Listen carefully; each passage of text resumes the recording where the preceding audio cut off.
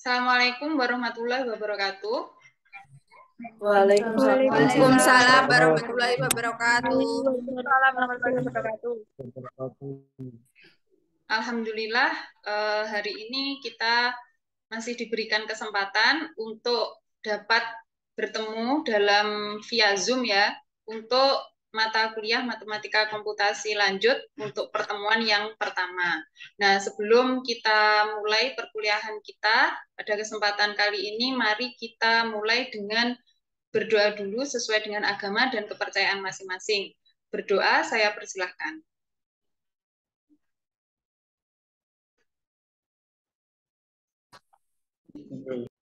Berdoa selesai. Baik, sebelum kita masuk ke materi kita hari ini, saya akan menjelaskan dulu terkait dengan teknis perkuliahan atau kontrak belajar kita ya. Saya akan share screen.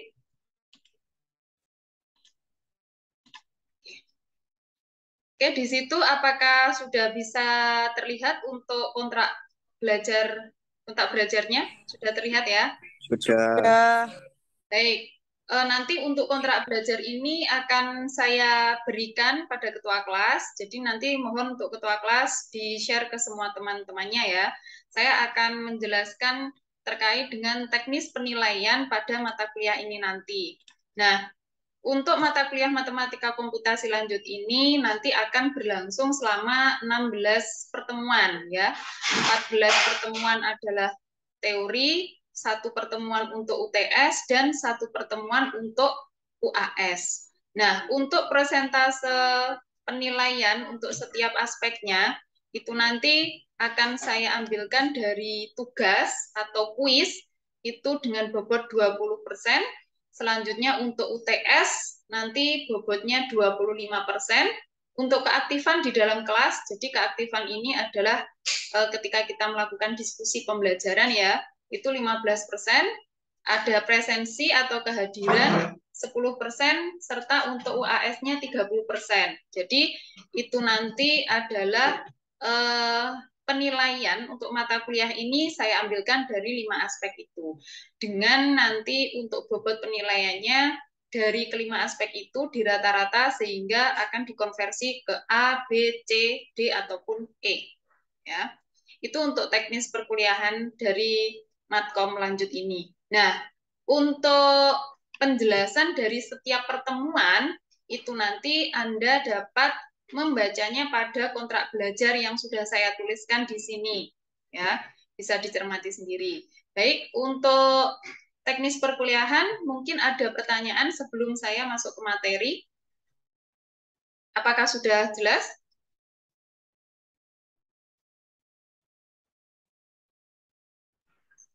Alhamdulillah, jelas, Bu. Oke, baik. Karena tidak ada pertanyaan, saya akan langsung masuk ke materi. Nah, kemarin saya sudah memberikan modul, mungkin sudah sedikit dibaca, agar bisa mendapatkan gambaran kira-kira hari ini kita itu akan mempelajari tentang apa sih, nah, biar tidak blank. Nah, saya akan menjelaskan apakah di situ sudah terlihat untuk filenya. Sudah terlihat? Alhamdulillah sudah. Oke, baik. Nah, Ampun. untuk pertemuan pertama ini, seperti yang sudah kalian baca pada diktat yang sudah saya berikan, pertemuan pertama nanti, pertemuan ini kita akan membahas terkait tentang sejarah graf ya, tentang sejarah graf, terus kemudian definisi dari graf, serta jenis-jenis graf yang meliputi beberapa graf khusus, ada graf sederhana, graf tidak sederhana, graf berarah, ataupun graf yang tidak berarah. Nah, mungkin kemarin sudah sedikit membaca, dan di sini nanti saya akan menjelaskan poin-poin pentingnya. Apabila nanti ada hal yang memang kurang jelas atau perlu ditanyakan, boleh ditanyakan melalui grup atau ditanyakan pada pertemuan selanjutnya. Ya. Baik, seperti yang sudah dijelaskan di sini, mungkin ada yang sudah punya gambaran. Kira-kira graf itu apa sih? Ada yang punya gambaran? Silakan, menurut kalian graf itu apa? Kalau dari contoh dan uraian yang saya jelaskan di sini. Mungkin ada yang mau mengemukakan pendapatnya, silahkan.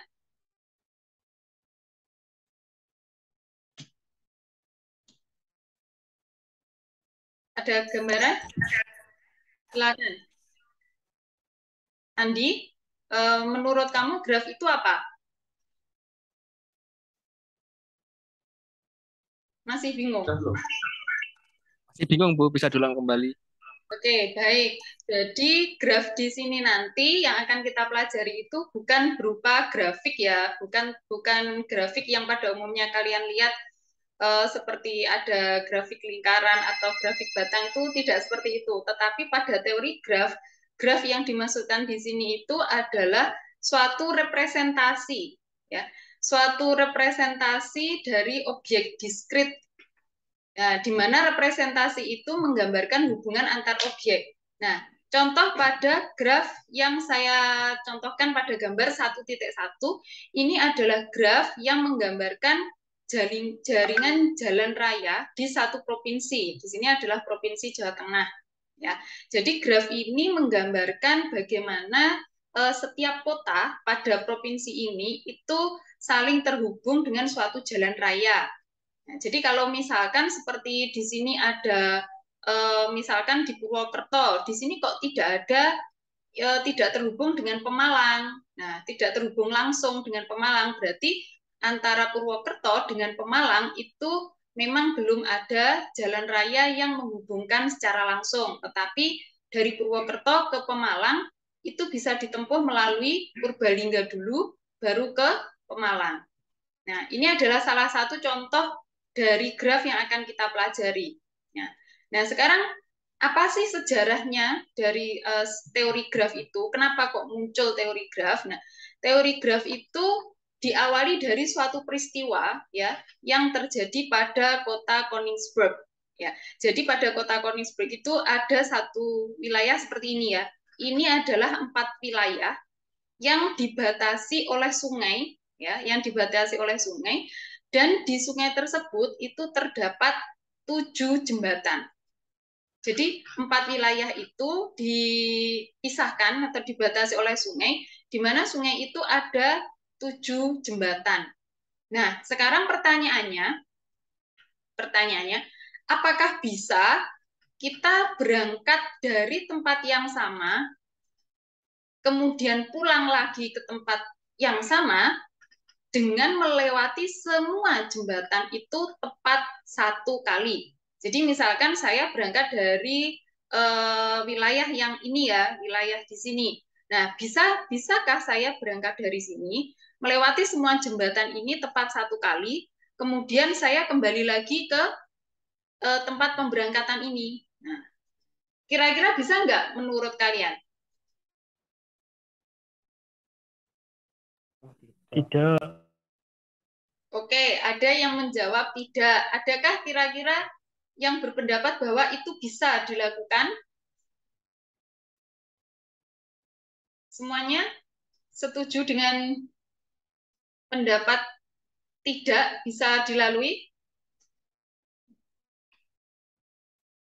Diam berarti setuju ya?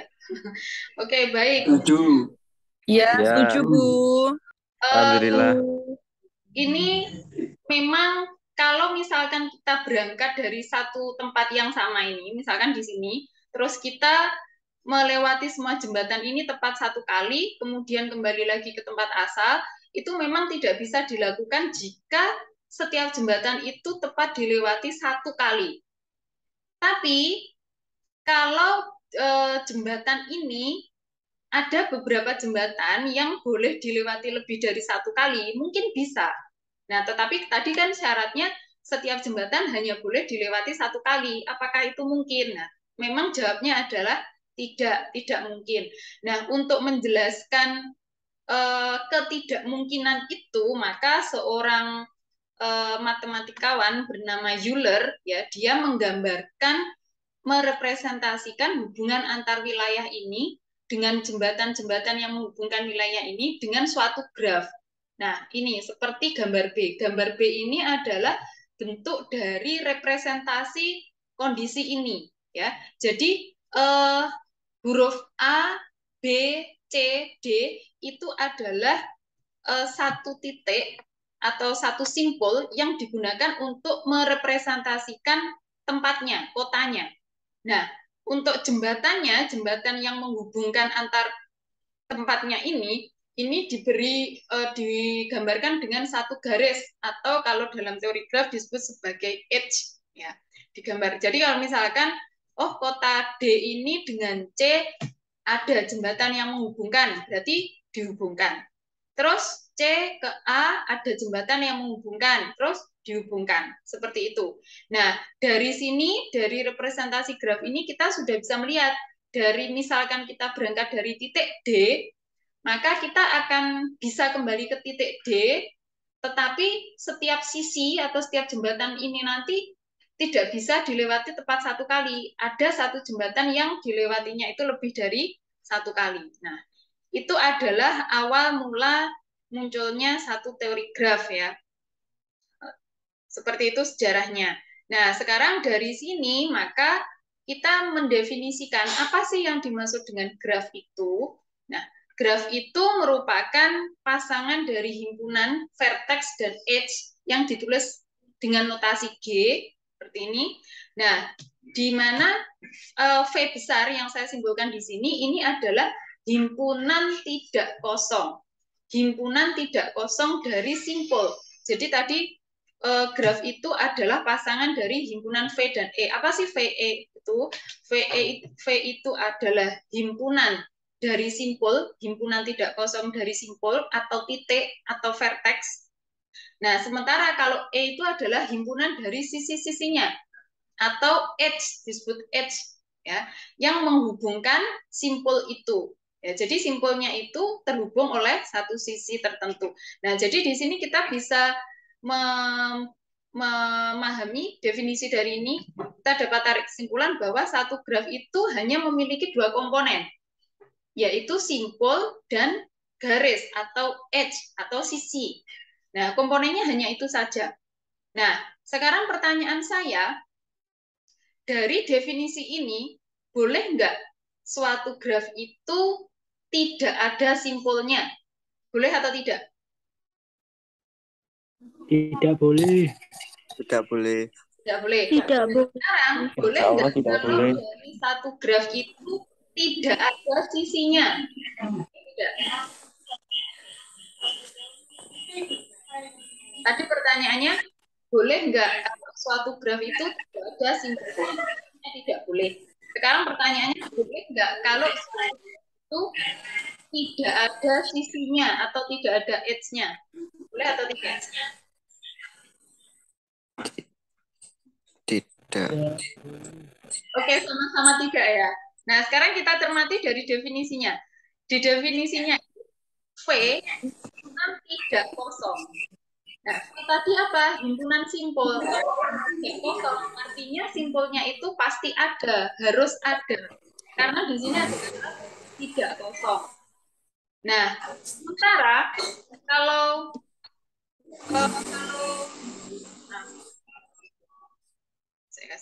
sementara kalau E-nya itu adalah himpunan dari sisi yang menghubungkan pasangan simpul.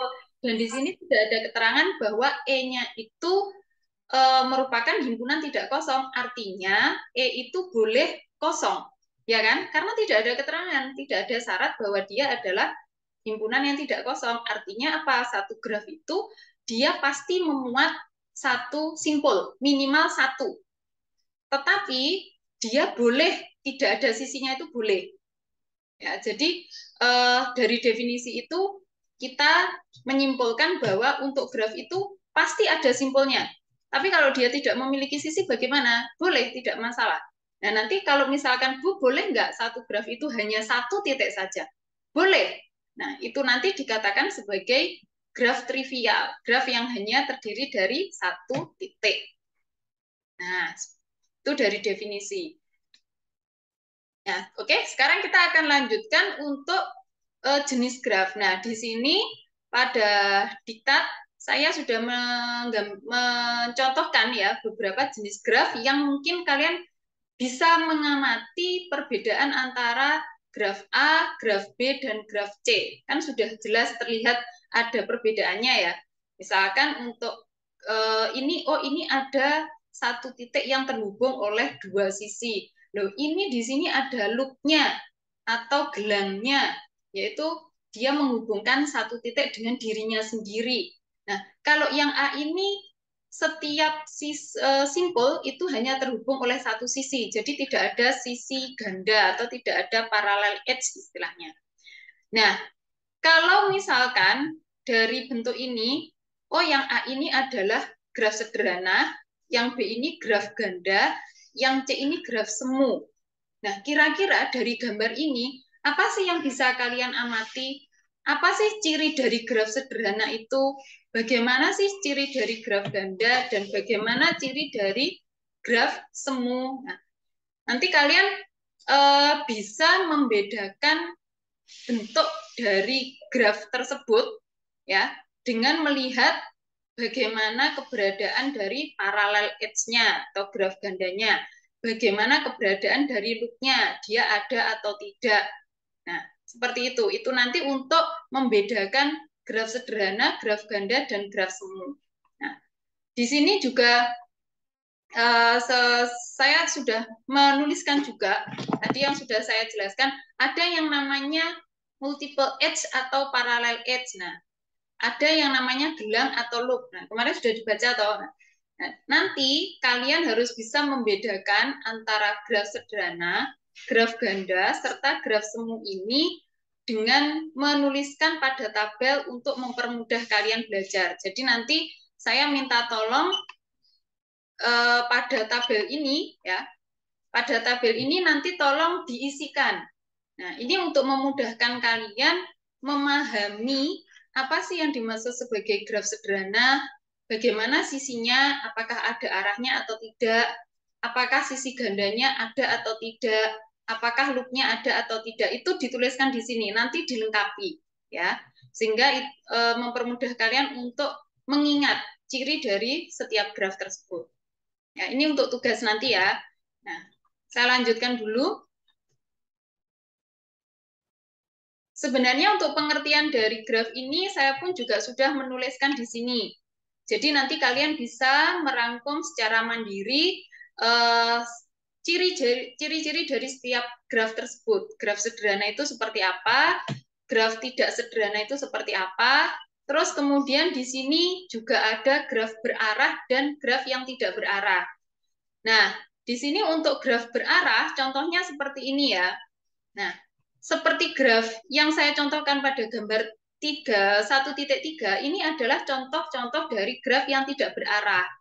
Kenapa? Karena memang dari sisinya atau edge-nya itu tidak menunjukkan arah pada satu simpul tertentu. Tapi kalau graf berarah itu contohnya seperti ini ya. Jadi nanti ada yang sisinya itu ada yang masuk ke satu simpul, ada yang sisinya keluar dari satu simpul menuju ke simpul yang lainnya. Nah, itu dinamakan sebagai graf berarah dan tidak berarah. Jadi perbedaannya di situ. Ya. Nah, biasanya untuk graf berarah ini itu digunakan untuk menggambarkan satu aliran proses pada suatu, misalkan pada aliran proses suatu kegiatan. Nah, kita bisa menggambarkan dengan menggunakan graf berarah. Atau misalkan kalian pernah lihat silsilah keluarga, itu pun juga bisa digambarkan dengan graf berarah. Atau rantai makanan, itu pun juga bisa digambarkan dengan graf berarah. Nah, itu untuk jenis-jenis graf ya. Jadi nanti tolong dicermati lebih lanjut kira-kira untuk jenis graf ini cirinya bagaimana. Nah, itu kalian harus bisa menentukan agar tidak bingung dan bisa memberikan contoh yang relate sama graf tersebut itu kira-kira yang seperti apa kejadiannya. Nah, sebenarnya untuk contoh graf yang sangat familiar kalian pakai itu, kalian pernah menggunakan Google Map atau tidak? pasti pernah pakai toh semuanya. Halo? Pernah. Oke. Sekarang coba kalau kamu menggunakan Google Map, misal ya, dari rumah kamu menuju ke kampus misalkan. Kira-kira Google Map itu kan dia pasti akan menunjukkan rute yang paling cepat. Ya kan?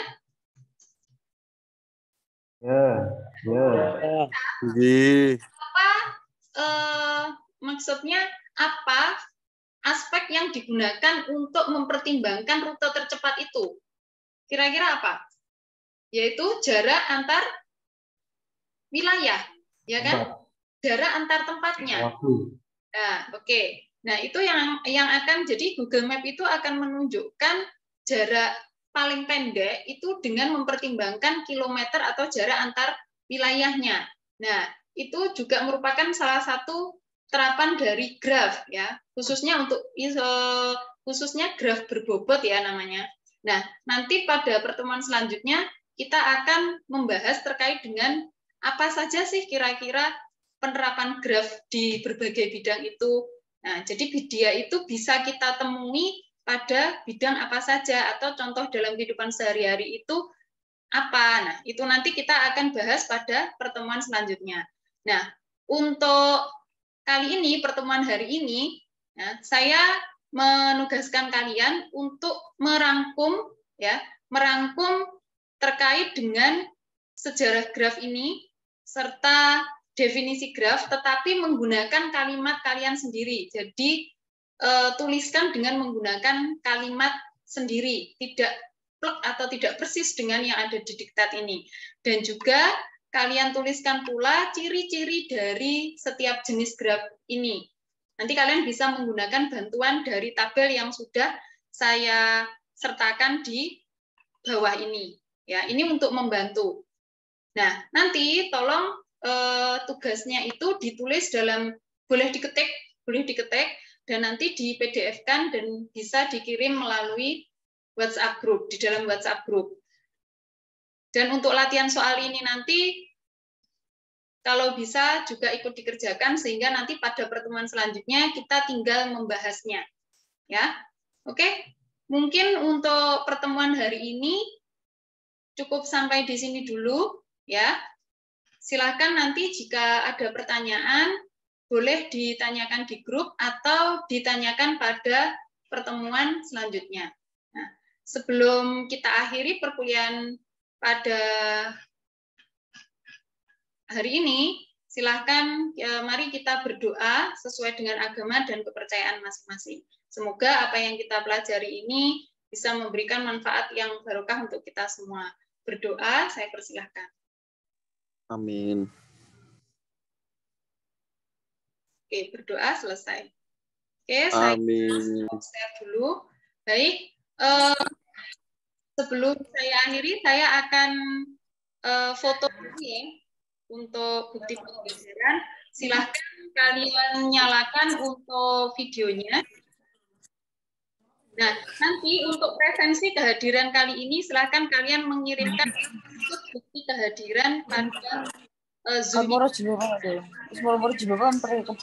Baik, saya tutup dulu. 1, 2. Terima kasih. Nah, untuk pertemuan hari ini dulu, jangan lupa untuk mengerjakan tugas yang sudah saya berikan.